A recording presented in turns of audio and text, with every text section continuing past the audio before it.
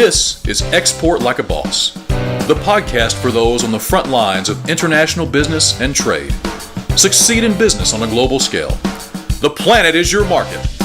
Here is your host, Alberto Rodriguez Baez.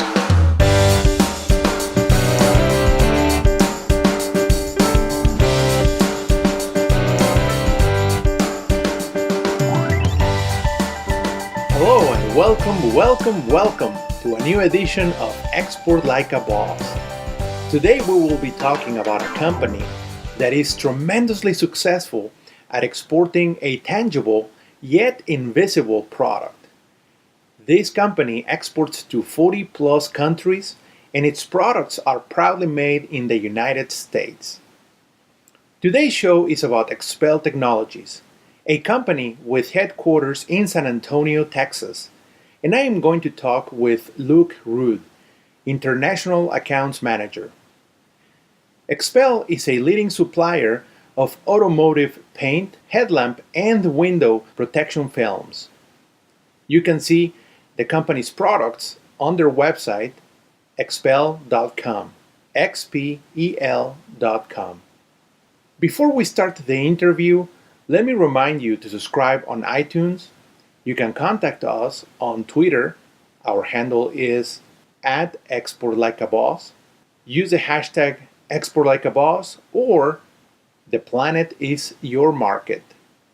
Also, you can contact us via email at podcast@exportlikeaboss.com. Without further ado, here is Luke Rood, XPEL's International Accounts Manager.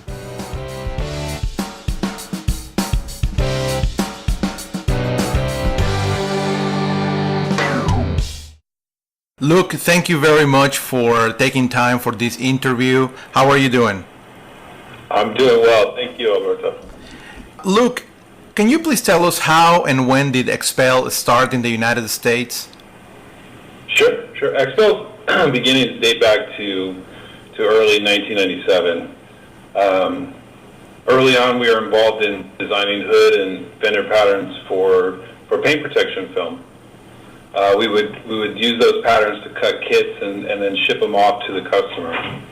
The idea of these kits was to make it easier for an installer to apply that paint protection film.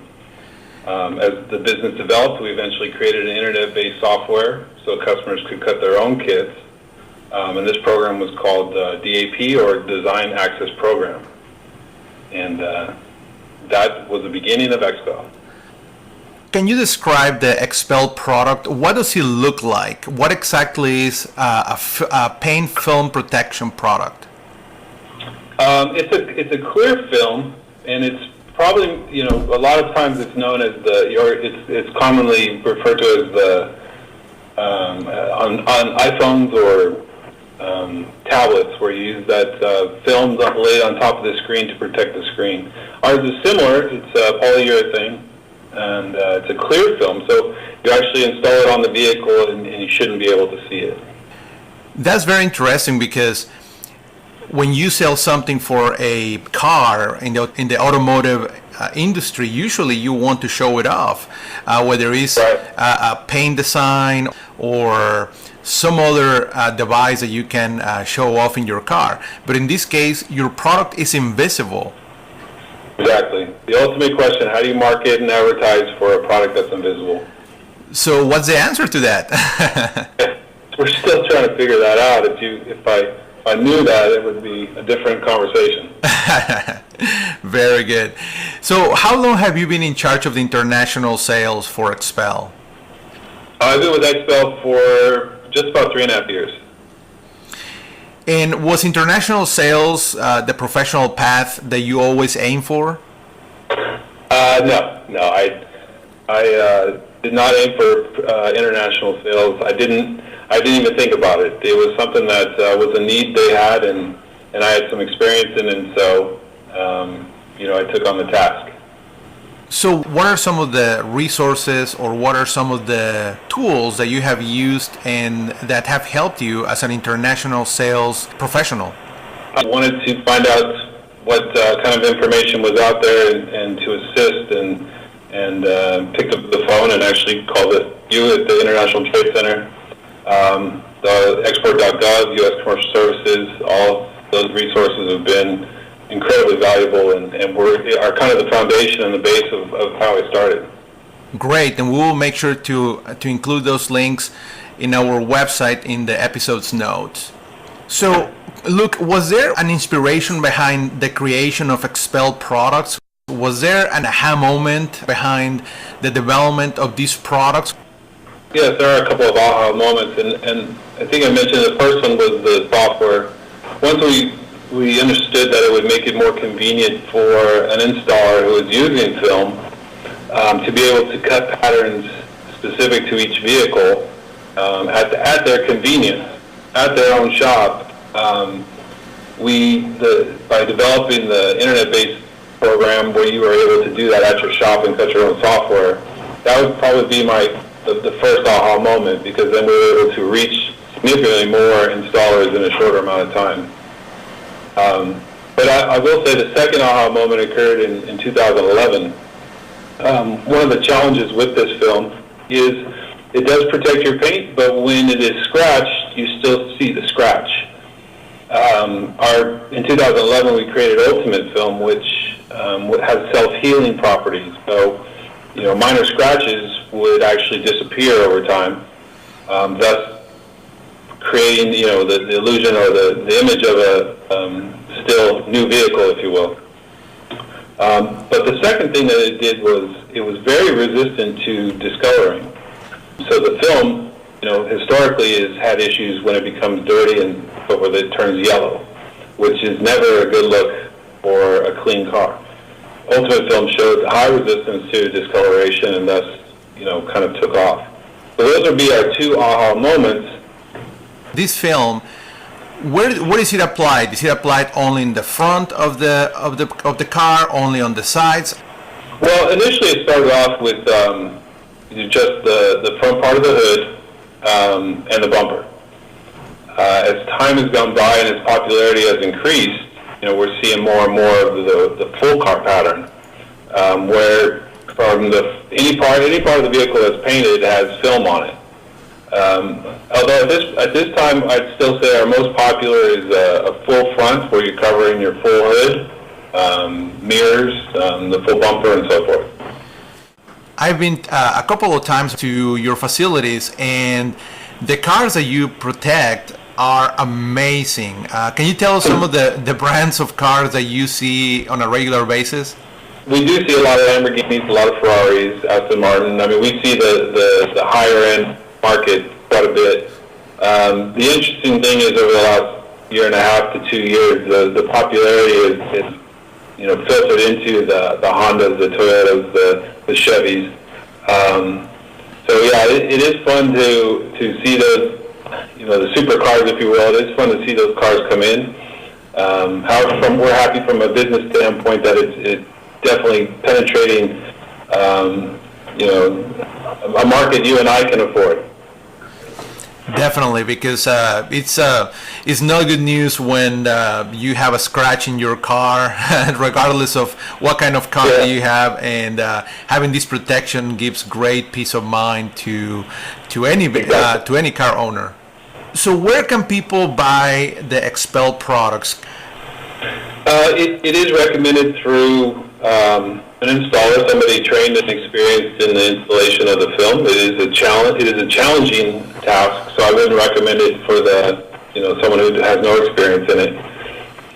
But we do have do-it-yourself products out there. Amazon carries quite a bit of our DIYs for the smaller parts, so the edge of the door, so you avoid door dings and things like that. But as far as our installer base here in the U.S., we have installers pretty much in just about every state in the U.S. and actually all listed on our dealer locator on our website at XPEL.com.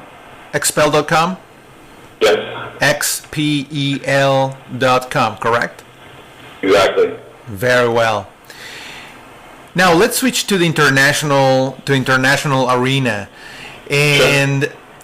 Now that we have already heard about the domestic side, about the product, let me ask you, How many years have XPEL been selling its products abroad?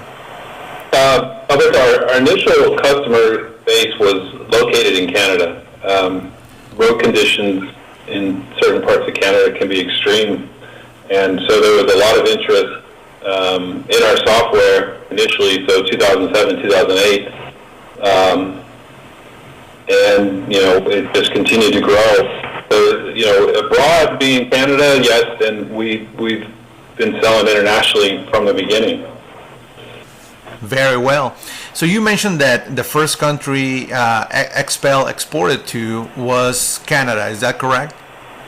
That is correct, yes. Okay. And how many countries is XPEL now distributing its products? Currently, we're in around, I want to say, 45 countries. Wow, that's amazing.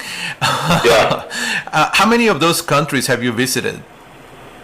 I myself have personally been to 10 of these countries. I have a lot more to go, and it keeps growing. So, do you have any recommendations for exporters to make the most of their visits to distributors abroad? Absolutely. I've learned a lot in my travels, and I've learned a lot of what not to do and what to do. And one of the things that I've recognized is that it can be incredibly enlightening to meet with a client, to meet with a customer. But what I've found most useful is to be able to see their day-to-day activities, their business day-to-day, and listen to the way they sell your product, listen to the way that they pitch it, if you will, understanding the features they focus on outside of the price, of course. As those features are the most important factors to them. But also, one of the things I like to do is when I do visit, if I'm visiting a distributor, I like to get to the actual customer or the distributor, because for us it's best to see our product actually being used. How is it installed? What products are they using with it? And to me, that's been the best feedback. I'll tell you one thing that to be aware of though is when you do visit somebody internationally, what I found, and it's always fun, but you're often wined and dined, and usually the whole primary focus is on the overall price, how great a business they're going to do. But what I've found is that is all well and good, but to be most helpful, to utilize my time in the most efficient ways, I wanted to understand how they were selling our product and how our product was viewed in that particular country. Those are great recommendations. You mentioned about how important it is for you to see how customers in other countries use the products. Are there any differences in the way customers abroad use the product versus how customers domestically use the product? Oh yeah, it varies from each country and each installer. Even here in the U.S., there's all sorts of different methods of installation, whether it's the slip solution they use to actually apply it, the various techniques, the lighting, the different, there's tons of different methods. And internationally, it just, it expands even greater. We started off initially here, it was the most popular was just a small front of the hood and the bumper. In my visits to China, they couldn't believe we didn't cover the full car. Why would you leave some paint exposed? It was just, it was just foreign to them that we would even do that. So it's really, like I said, it's very enlightening to visit these places and then understand how your product is perceived. The trip is incredibly invaluable, and I would recommend it highly. Excellent. Do you have any recommendations as far as preparing for actual traveling? Preparing for going into a very different time zone. Have you developed some sort of best practices as far as getting ready for a trip to a different time zone and coming back? Yes. First, you're going to be sleep deprived. The jet lag is real, and I've never been able to avoid it 100%. I've had more success and less success. But when you look at where you're actually traveling and what time you will actually be doing business, if it's 2 o'clock in the morning here in the U.S., you need to sort of prepare for that.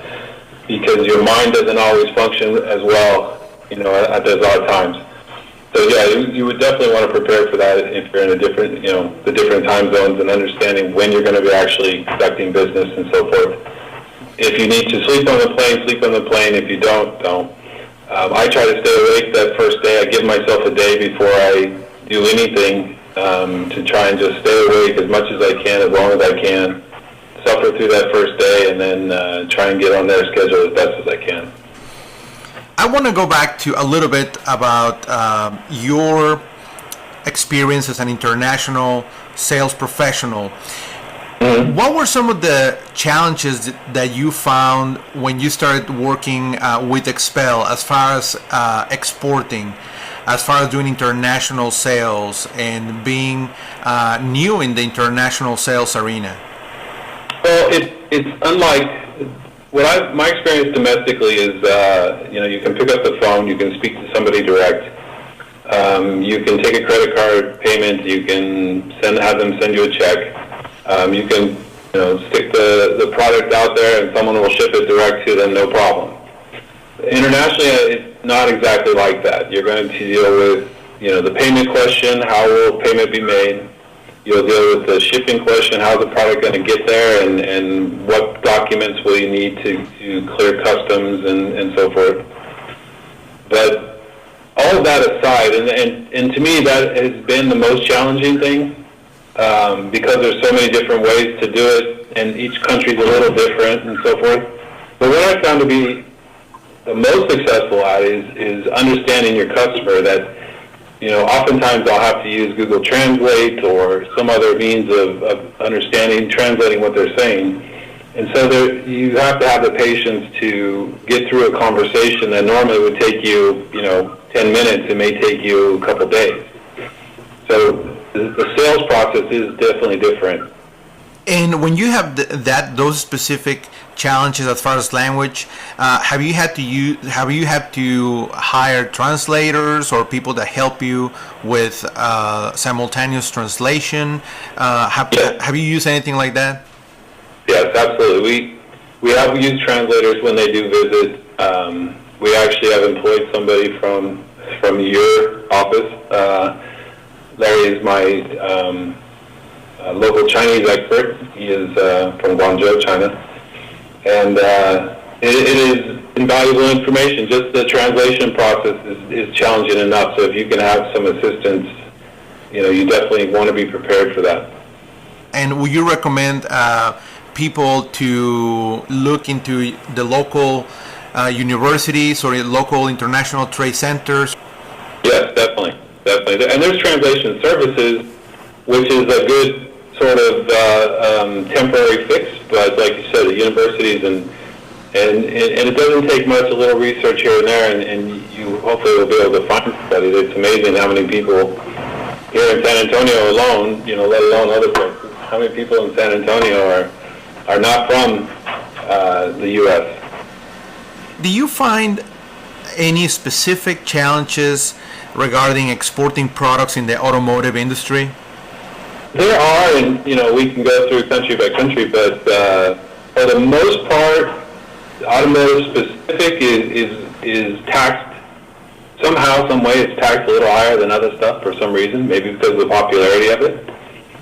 But for the most part, it's a case by case basis, and usually it's not an issue. Well, we mentioned that a very fun aspect of the XPEL products is that they are usually applied to sport cars, very nice cars. Do you have any special training for your new distributors regarding how to service this type of cars? We provide training in terms of the actual hands-on installation part of it. That's here in the U.S. We also have an office in the U.K. But as far as the management of the actual client, we do some of that, and that's usually done by me via our conversation. When we take on a new distributor, we do require that they attend some sort of training for the installation part, for the software part, so they can answer the questions as we answer it. But as far as customer specific, and it's so different everywhere that I wouldn't even attempt to to try and educate them on how to manage a customer in their country. What has it meant to the XPEL company to sell its products abroad? Well, aside from the additional revenue, obviously, it's definitely provided some valuable lessons from like I said, from an installation standpoint, from a marketing standpoint, the sales process. Things are done a little different everywhere.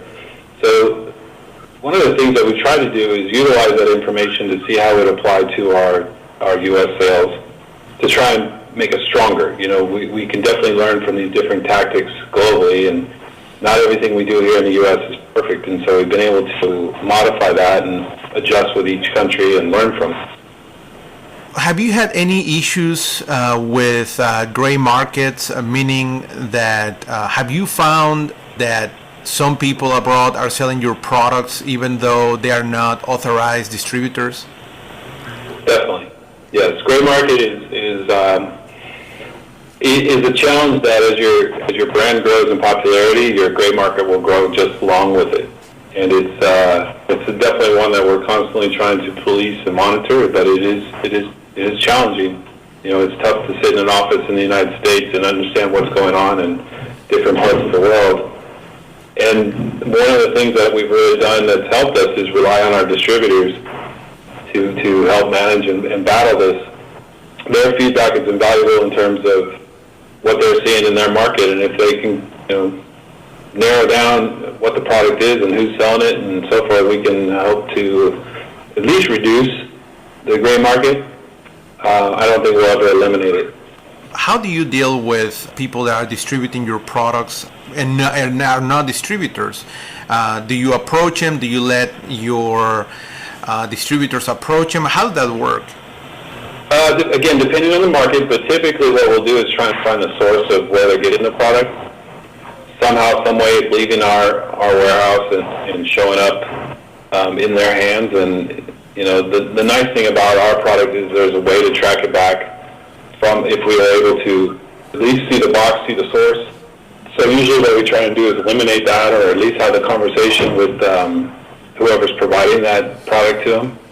I have sent emails to request them to stop selling our product. So there's a number of different ways to approach it. Let me ask you, how do your distributors, your authorized distributors, how have they found you before they were distributors? Do you have an ongoing international marketing campaign to find distributors, or is it a more organic type of situation in which they find you because they see you in other markets? How do you recruit new distributors? Well, there's a number of different ways that have worked for us. I would say initially we did a lot of trade shows. SEMA here in the United States, Automechanica has done very well for us. We'll be in Germany in September. And from those, we usually will get, X amount of business cards or people that approach us and kind of filter through and have conversations with those people after to see if they would be a good partner to work with. The other aspect is more proactive, where I would actually research current distributors of similar products, not necessarily a competition, but products that are similar in the auto industry. And this can be done online quite simply. Social media, actually, as we grow in popularity, our social media is driving this growth we've seen over the last couple of years. And the nice thing about social media is everybody sees it and everybody's in tune with it, and it brings together the whole world. So we're actually seeing a lot of, I'm getting a lot of leads or contacts via, they've seen our Facebook or our Instagram or so forth and would like to become involved with us. So it's a less proactive approach, but it's definitely increasing our total number of contacts. So where can they find you in social media? Yeah, we do have an XPEL Facebook page.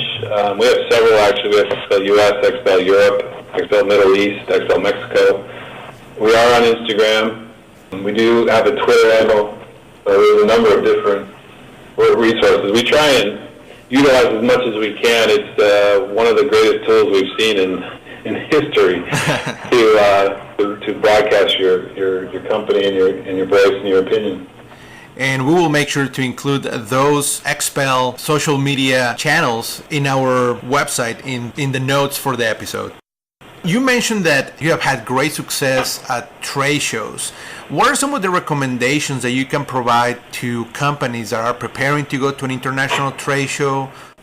A lot of the time you're going to get people that are just walking by. They're interested in automotive products and they're walking by and they see your product and they'll stop by and ask questions. Number one that I look at is documenting everybody that crosses your path. And somehow business card or gaining access as far as much contact information as you can. But keeping your message simple, keeping your message interesting and different than the rest of the vendors around you. And, you have to be, the trade shows are a lot of energy, so you'll need a lot. Be prepared to be exhausted at the end of the night. But document as much as you can. And afterwards, make sure you follow up.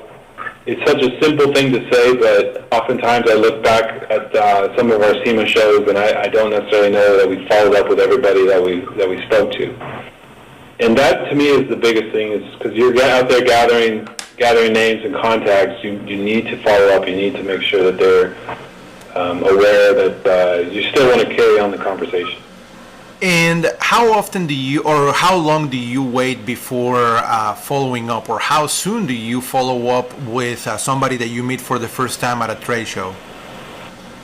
My belief is that we follow up that evening, if you can.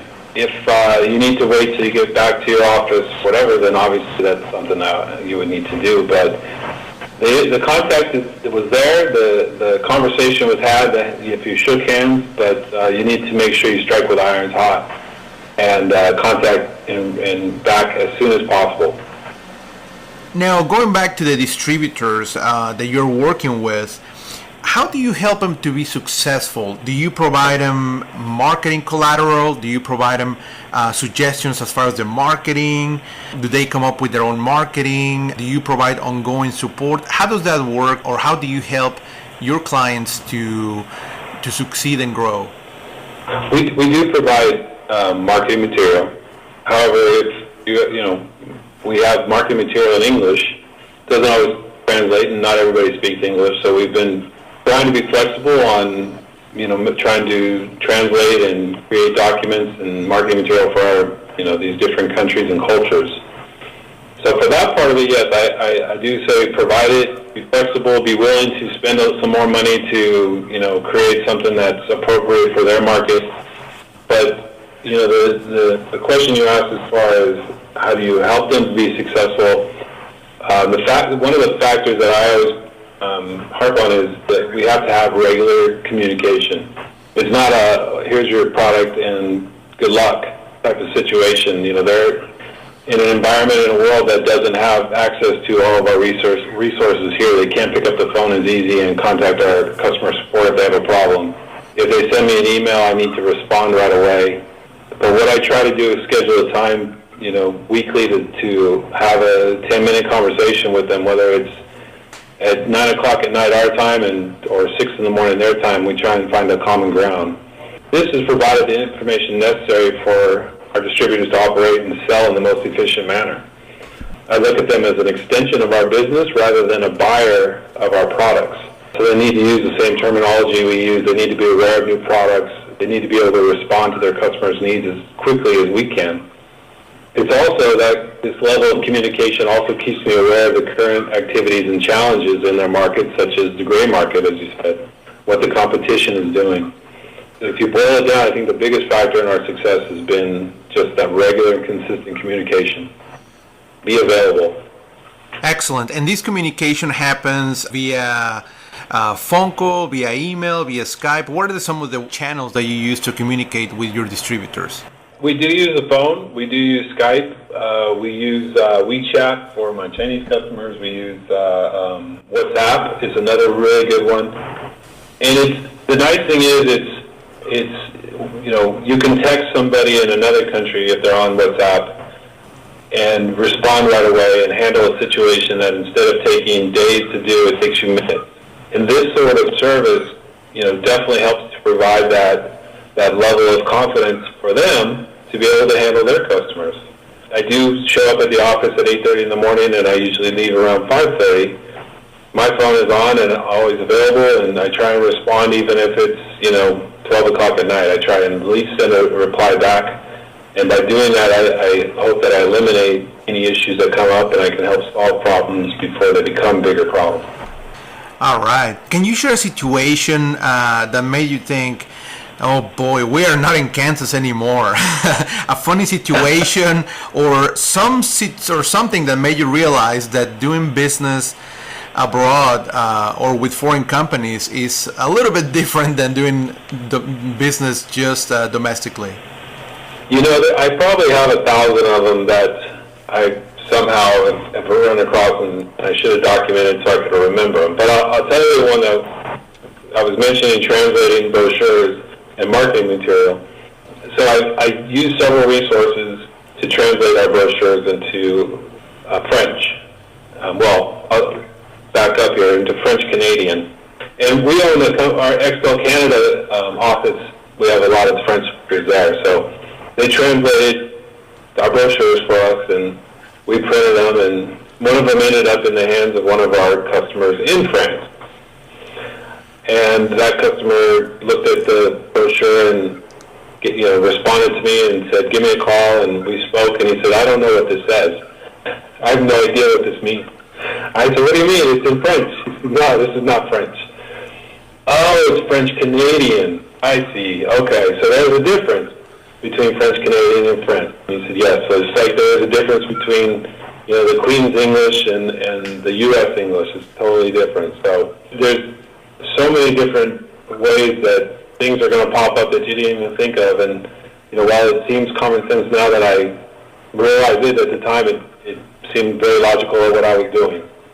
Yes, that's a great illustration about the differences in doing business domestically and abroad. Talking about doing business domestically and abroad, how does XPEL balance doing business in the United States and abroad at the same time? Like I said, initially I try to use our domestic business ideas and try to replicate them in different markets. Over time, I learned to modify that based on each market. So each market had its own needs and so forth. So I had to modify our U.S. ideas. The good thing that came about it was they provided the base for most of my markets. So it's learning from those situations and reapplying it back here to the U.S. So we've modified some of the things we do here in the U.S. based on some of the things we saw internationally. So it's a balance in terms of who gets what product. We try and be certainly stocked, full inventory ready for everybody. And there's certain times when, the U.S. sales manager and myself will compete over whose current order needs to ship out today versus tomorrow type of thing. But for the most part, we work pretty well together to help create a marketing tool, a sales tool, an installation service that provides the best service. So how do we balance? I think we balance it by working together. That tells a lot about the level of collaboration that the staff in XPEL have, because you have all the domestic demands, international demands. I've seen in your facilities here in San Antonio how you have some days training for domestic installers, and then the next day training for international installers. Yes, we've had a number, and it's pretty amazing that someone would fly, around the world to attend a 4-day course that is challenging enough for somebody who's had plenty of sleep, but for somebody that's probably not used to being awake at that time, to get through it and to motivate themselves to learn is very impressive. So it's definitely a balance. We do keep separate sales staff and so forth, but we work together to try and create a harmony and learn from each other and support each other. We know that you have a lot of things to do, a lot of international sales to complete. So we're gonna let you go in a couple of minutes. Just one more question: what advice or tips will you provide to a company that wants to start exporting, or somebody that is just beginning to export, what would be some of your recommendations based on your experience as a very successful exporter, and that you would like to share with people that are listening and that are about to start exporting, or maybe they are already exporting? Yeah, I'd be happy to. Number one is don't be afraid to ask. We've mentioned several organizations that are available as resources, and use those tools. Those are the things that have helped me immensely. I still call Alberto on a regular basis. So use those tools as best as you can to start. Do your research, understand the market that you're going into, and if your product is actually applicable there, or if it's available there, you need to know those things. The second part is, as you make contacts internationally, follow up with them. The response you'll get from somebody in a foreign country getting an email or phone call from you is going to be, first of all, surprised, and then excited and honored that you would reach out to them. Once, as you establish these contacts, make sure that you're available. Like I said, there's nothing worse than, starting off purchasing a product in the United States, somehow getting into the country you're in, and then not being able to understand what to do with it, or how to sell it, or how to answer your customers' questions. That just ends your relationship there. Be available. And some basic things are, keep an open mind. You have to be flexible. Everywhere's a little different, and you're going to need to respond as a company, as a seller, in different ways. And if you know going into the situation that it's going to be a challenge, then you're prepared for those things when they come up, because there will be challenges. We face them every day. We face a new one, a different one, and we try not to make the same mistakes. But we know that there will be challenges, so we're willing to address them. I can say, like I said, it is a challenge, but the reward is definitely worth the effort. The U.S. is a great market, and there's a lot of people here. But if you compare it to the size of the world, there's a lot more people in the world, a lot more opportunities. So definitely take some time to venture, to travel is definitely worth it. But if you can keep some of those things in mind while doing it, then the payoff is definitely rewarding. Thank you very much, Luke. We appreciate tremendously your time, and thank you very much for participating in this interview today. Thank you, Alberto. I appreciate your time, and I'm sure I'll be speaking with you soon.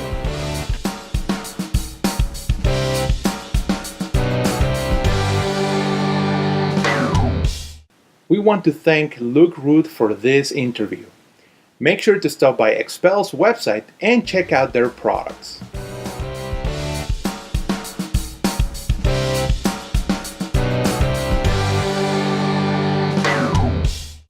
That's it for today. See you in a couple of weeks, and remember, the planet is your market.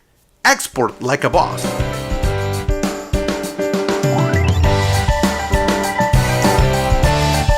You've been listening to Export Like a Boss, the podcast for those on the front lines of international business and trade. For past episodes and more information, visit us at exportlikeaboss.com or subscribe on iTunes.